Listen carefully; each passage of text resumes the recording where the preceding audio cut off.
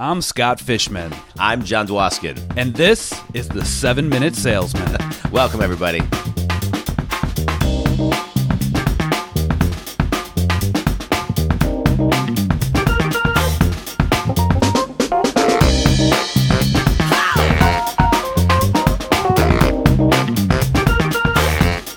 Hey, John, it's April 7th, and season 11 is upon us. Fish, good morning. Happy April 7th, and congratulations to both of us on kicking off season 11. It's been a fun journey, and I'm excited for today's show. John, here's a little fun with math. Do you know why I mentioned that it was April 7th? Because I have no idea. Because 4 plus 7 equals 11. There we go. All right. Well, that's it. That's a good fact. All right, good. Well, I'll use that sometime today. I got dad jokes for days, pal. Yeah, that's a good dad joke. All right, welcome everybody. Thanks for tuning in to season 11. So Fish and I wanted to chat with everybody today about making sure that we really hone in and focus on our Q2. And, Q1 is done. It's hard to believe that it's already second quarter of the year. And this is a really important time of the year because April, May, June is a time to make sure that we course correct what we didn't do in the first quarter and make sure that we maybe course correct what we think we may not be able to accomplish in Q3 or Q4 now that our business is underway. Hopefully everybody listening has a business plan. If not, there's some other episodes that talk about that. And really kind of honing in and zooming in and focusing on what we got to do Q2 to make sure that we hit our goals. And the sun here, at least in Detroit, is starting to shine. Summer months are coming around the corner. And so it's going to take a lot more resilience, a lot more discipline to really hone in and hit your goals for the year, specifically the quarter. I couldn't have said that better myself, John. And I think the very first step we need to do in a situation like this is kind of look back, look in the rear view and see what you've done so far this year. Have you done what you set out to accomplish? What did you miss? What did you do good at? What can we fix moving forward? It's very important to actually look back and learn from our mistakes and our successes. And I think on that note, Fish, I think it's important to really spend some time figuring out why assuming you didn't hit your goals in this scenario, why you didn't, and really looking at the one or the two reasons. Typically what I see is poor time management and not being able to kind of jump back into the discipline of daily execution of whatever it may be. Typically for salespeople, it's doing business development every single day. The discipline of that is challenging. And sometimes people get lost in what a cold call, how many calls should I make or how many contacts should I make? But when we're talking to sales and salespeople who are listening here, typically I hear poor time management and not executing on their calls and or whatever business development, however they generate business, whether it's through networking, face-to-face meetings, et cetera. And those two elements are a lot of times the reasons that things don't get done. And so what I would suggest is as you look at that step, if that is your issue, really do your best to zoom in and figure out how do I make my calls every single day and a number that is consistent, that I can do consistently and not something that's, too high and pie in the sky that's just going to frustrate me, burn me out, or freeze me. John, I love it. And I think something you just touched on was figuring out, what stopped us, where our mistakes were. But the biggest thing is owning that.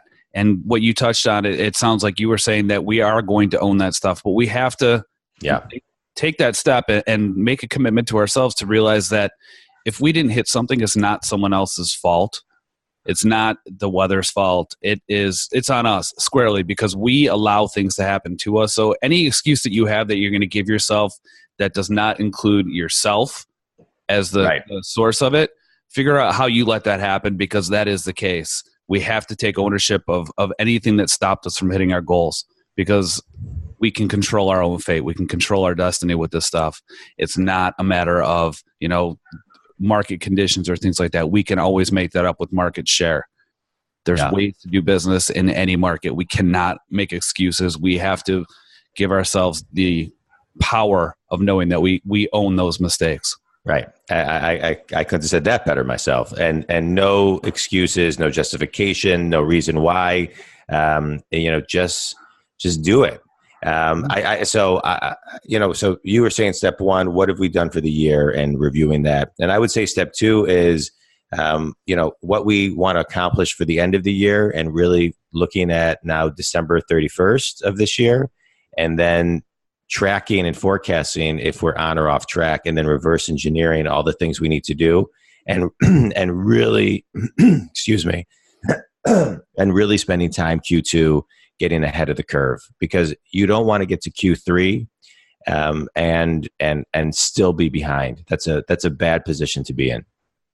Right. So if you are behind, we have to figure out a way to not only catch up, but to get ahead of the game. Yeah. And if you're already ahead of your goals, number one, set harder goals. Don't absolutely make life a little bit more difficult on yourself. Don't kick your feet up here, and make sure that your goals for the next quarter are just as difficult, so you can accomplish those and be ahead of the curve when we hit Q3 and Q4, because we know there's always going to be something that pops up. And we've talked about it before.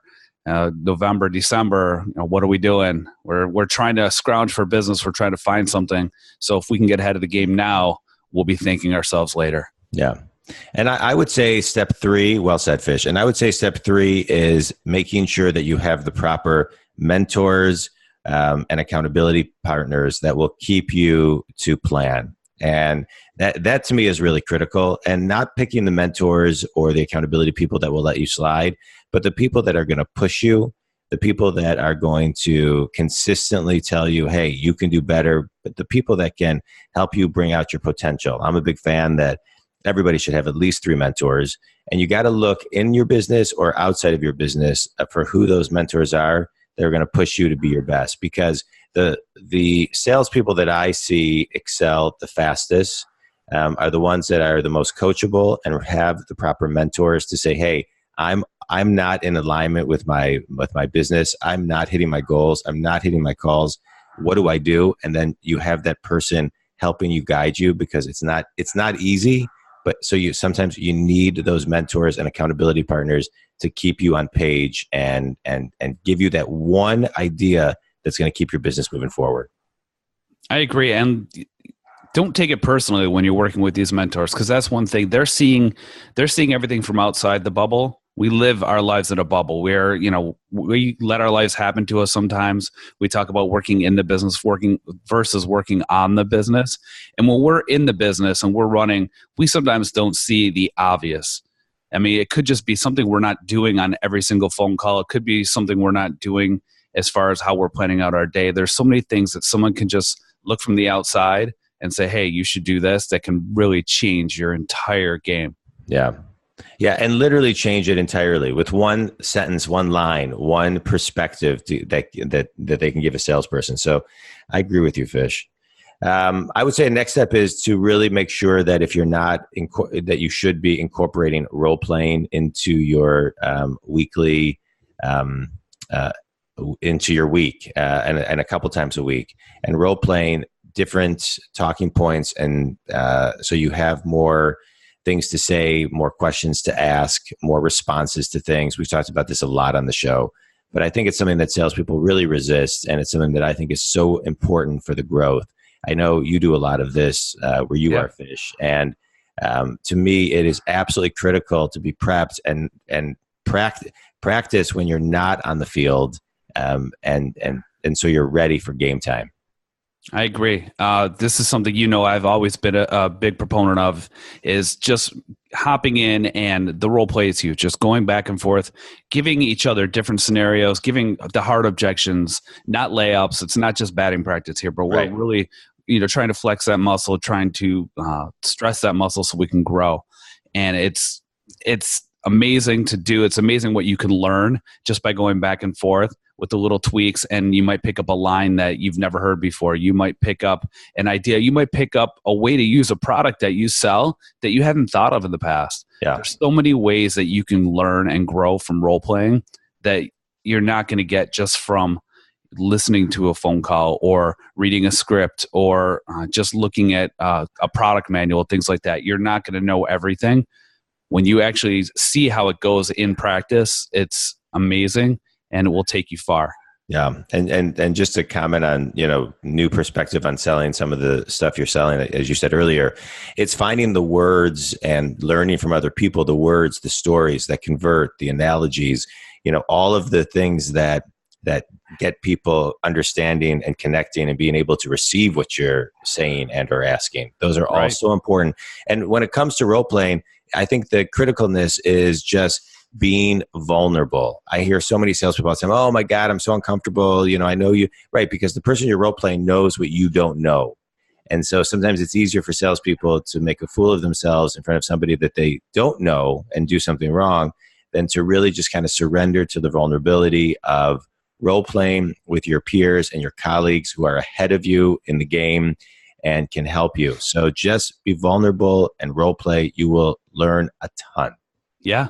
And I'm going to challenge you on one thing, not really challenge you, but you talk about role playing with people who, are ahead of you in the game. Someone who's brand new is great to role play with too, because they've got a total fresh perspective.